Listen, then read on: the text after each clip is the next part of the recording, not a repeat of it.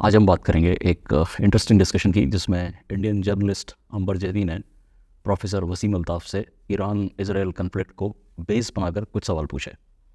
Professor Wasim Pakistan के एक जाने माने पॉलिटिकल एनालिस्ट हैं जिन इंडियंस को लगता है कि वो एक और पॉइंट ऑफ व्यू लेने के लिए पाकिस्तानी यूट्यूबर्स को सुनते हैं। तो मेरा सजेशन है कि आप वसीम अल्ताफ़ जी को सुनें। इस पूरे डिस्कशन में जो सबसे इंटरेस्टिंग पार्ट है वो है कोई पाकिस्तानी कॉल्ड अमारा Iftikhar whose profile on internet is as confusing as she herself is. And like most Jahil Pakistanis, she is completely clueless about the reality and came unprepared, that too with an intellect like Waseem Altaf Sahab. आप ऐसे जिन लोगों ने ये नहीं देखा है उन्हें professor साहब का rational, unbiased and detailed explanation बहुत पसंद आएगा। बोनस है हमारा जी का ज्ञान। She was scored by Wasim ji and instead of feeling ashamed, she kept on speaking and I had no idea what she was uttering. वो बोलते हैं ना, जाना था जापान पहुंच गए चीन। तो शुरुआत करेंगे अमारा जी के प्रोफाउंड नॉलेज से, फिर देखेंगे उनकी क्लास कैसे लगी। प्रोफेसर साहब ने and let me emphasize on it that he is a true gentleman. He schooled her with full dignity. तो शुरू करते हैं।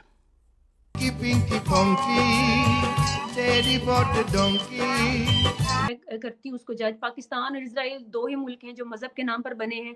दोनों में बीमारियां सेम है कि आप बच्चे तक को आपके पैदा होने वाले बच्चे और घर में आपकी जो परवरिश है या आपका जो आप मजहब के नाम पे उनको तरबियत देते हैं, चाहे वो यहूदी हैं इजराइल में या पाकिस्तान में। स्पेसिफिकली ये दो कंट्रीज ऐसे हैं कि जिसमें ये आपके रिलीजन के थ्रू, आपके सिलेबस के थ्रू आपको ये बताया जाता है कि दुनिया जो है वो आपसे कमतर है और आप रूल करने के लिए पैदा हुए हैं। इसराइल का जो स्कूल का सिलेबस है उसमें कहीं पे भी अरबों के खिलाफ नफरत का प्रचार नहीं किया जाता।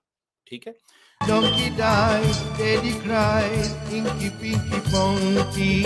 ये सिर्फ हमास करता है, हिजबुल्लाह करता है। इनकी जो टेक्स्ट बुक्स हैं, इनके जो टीवी चैनल्स हैं, वो जूस को बाकायदा तौर पे टारगेट करते हैं सिर्फ इस वजह से कि वो जूस हैं। और इन्होंने कभी भी इसराइल को एक्सेप्ट नहीं किया।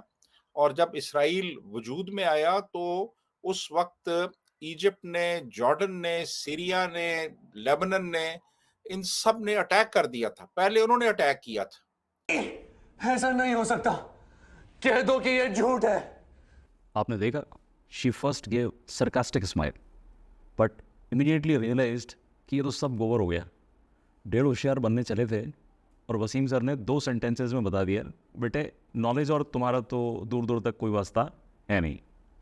And look at this, she is comparing Pakistani जाहिल्स विद जूस। और इसकी इमेजिनेशन है कि इजराइल के स्कूल्स का सिलेबस पाकिस्तान के स्कूल्स के जैसा है। तैयार होके भंडारे में गया था, अंदर गया तो हलवा खत्म, पर बाहर आया तो चप्पल गायब।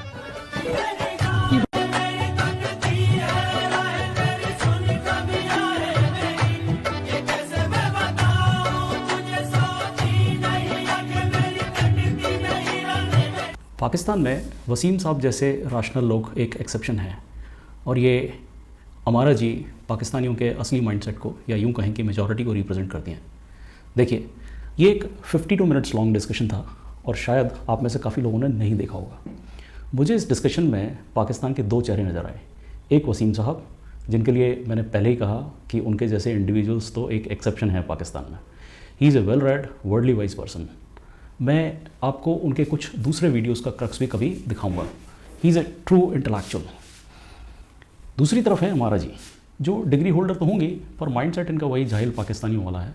Acquiring an academic degree in Pakistan is anyway not some kind of achievement, because what do they teach in schools, हमारा हर सेल्फ एडमिटेड। इसीलिए आपने देखा कि कैसे वो बिना फैक्ट चेक किए इसराइल के स्कूल सिलेबस और जूस के बारे में कुछ भी बोल रही थी।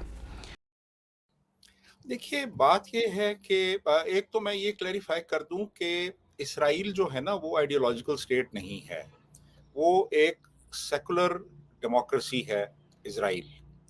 और वहाँ पे 17 से 18 लाख जो उनकी आबादी है वो मुसलमानों पे मुश्तमिल है। वो इक्वल सिटीजन्स हैं। वो वहाँ पे बाकायदा तौर पे जॉब्स करते हैं, और कोई 2 लाख के करीब जो गाज़न्स थे, गज़ा के रहने वाले, वो इसराइल में आके बाकायदा जॉब्स करते थे। एक जेंटल रिमाइंडर दोस्तों, अगर आपने चैनल को सब्सक्राइब नहीं किया है तो कृपया अब कर लीजिए। आपका बहुत बहुत धन्यवाद। और ये भी मैं आपको बता दूं आखिर में कि जितनी आज़ादी उन अरबों को हासिल है जो इसराइल के शहरी हैं, उसका अशरे अशीर भी उन अरबों को हासिल नहीं है उस आज़ादी का, जो मिसाल के तौर पे सऊदी अरेबिया में रह रहे हैं, या जो सीरिया में है, या जो इजिप्ट में है। आप बात तो करके देखें हुकूमत के खिलाफ, आप गायब हो जाएंगे, आपका पता भी नहीं चलेगा। वहां तो ये मुजाहरे भी करते हैं, वहां तो ये पत्थर भी मारते हैं इसराइली फौजियों को।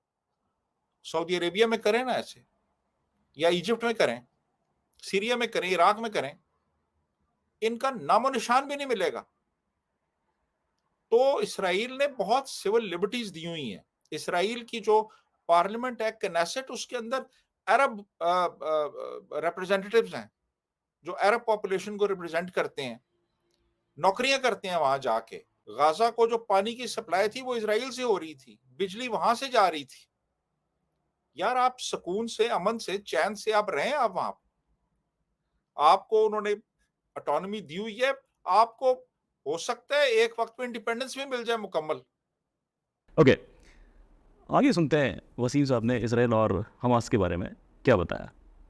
लेकिन आप ये तो ना करें कि आप आए और आके 1200 मासूम शहरियों को हलाक कर दें, और उसके बाद आप नारे मारें, और आप वहां पे उनकी लाशें ट्रकों में रख के पूरे शहर में घुमाएं, और नौजवान लड़कियों जो हैं उनके कपड़े फाड़ दें आप, और फिर आप उनकी वीडियो बनाएं और आप दिखाएं दुनिया को। तो ये तो ना करें ना आप।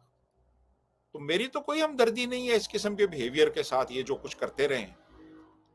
जो डिस्कशन मैंने आपको सुनाया, उससे पहले ही अंबर जैदी ने वसीम साहब से पूछा था कि इसराइल को ज़्यादातर इस्लामिक कंट्रीज़ रिकग्नाइज़ नहीं करते, और ईरान ने तो एक ऑफिशियल पॉलिसी बनाई हुई है इसराइल को नेस्तनाबूद करने की। ये किस तरह से जायज़ है? वसीम साहब ने इसका एक डिटेल्ड आंसर दिया था, जो आप इस ओरिजिनल वीडियो में देख सकते हैं। लिंक आपको डिस्क्रिप्शन में मिल जाएगा। उन्होंने बोला कि ईरान में मुल्ला राज है, और ये हेटरेट ही मुल्ला राज का सर्वाइवल का तरीका है। लेकिन 30 से ज़्यादा अरबिक कंट्रीज़ ने इसराइल को रिकग्नाइज़ कर लिया है, बाकी भी कर लेंगे धीरे धीरे। और इसी जवाब में उन्होंने पाकिस्तान का एग्जाम्पल दिया कि पाकिस्तानियों का आखिर क्या झगड़ा है यहूदियों से।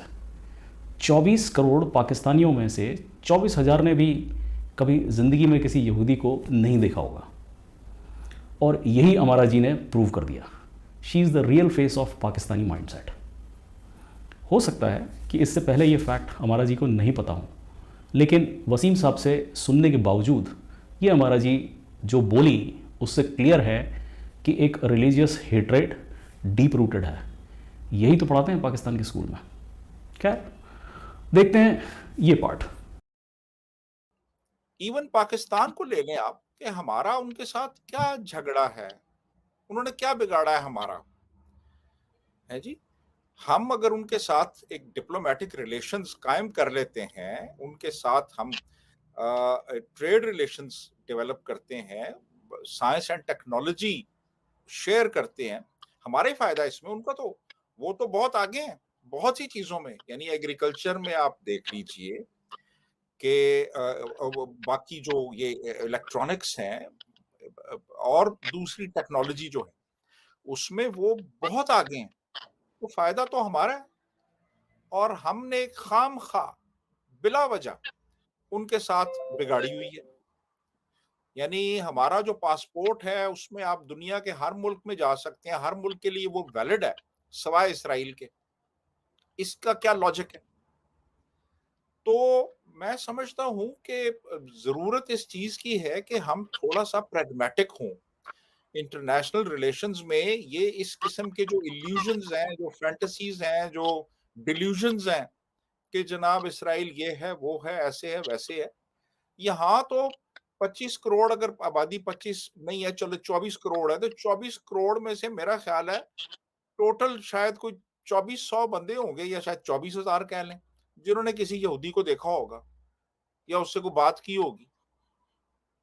तो आपने खामखाई वो इसराइल के बारे में आपने एक वो बनाया हुआ है, उनका आपस का झगड़ा है, वो जमीन के ऊपर कोई इश्यूज हैं उनके, वो भी खुश उसलूबी से हल हो सकते हैं। लेकिन यहूदियों से नफरत करना सिर्फ इस वजह से कि वो यहूदी हैं, इसकी कोई लॉजिक नहीं है, कोई वजह नहीं है। वो दौर गुजर गया जब आप महज अकीदे की बुनियाद पे आप किसी से नफरत करते थे। तो मेरा ख्याल ये है कि मुसलमानों को, खास तौर पे पाकिस्तानियों को इस माइंडसेट से बाहर निकलना चाहिए, प्रैग्मेटिक अप्रोच इख्तियार करनी चाहिए और आज के मॉडर्न दौर के तकाज़ों के मुताबिक अपने इंटरनेशनल रिलेशंस को बढ़ावा देना चाहिए। जी अमर। हाँ, बहुत ही सिंसियरिटी के साथ वसीम साहब ने सच्चाई बयान की और पाकिस्तानियों की जूस के लिए बेफिजूल की नफ़रत को भी एक्सप्लेन किया। मेरा ऑब्जेक्टिव यही दिखाने का था कि पाकिस्तान में आप फैक्ट्स की बात कर लीजिए, हिस्टोरिकल एविडेंसेस की बात कर लीजिए, इनको मिरर दिखा दीजिए, लेकिन उनकी इंडिया से, इसराइल से डीप रूटेड हेटरेट को आप लॉजिक से नहीं कम कर सकते। ये अमारा इफ्तिखार ने प्रूव कर दिया। आप लोग कमेंट करके बताइए कि आपकी क्या राय है इस बारे में। वसीम साहब, please accept regards from India. Amar Zaidi ji के प्रोफेशनल कंडक्ट को भी सलाम है। आज का तमाशा यहीं ख़त्म करते हैं। आशा करता हूँ कि आपको पसंद आया होगा। वीडियो को लाइक करें, शेयर करें और सब्सक्राइब करना न भूलें।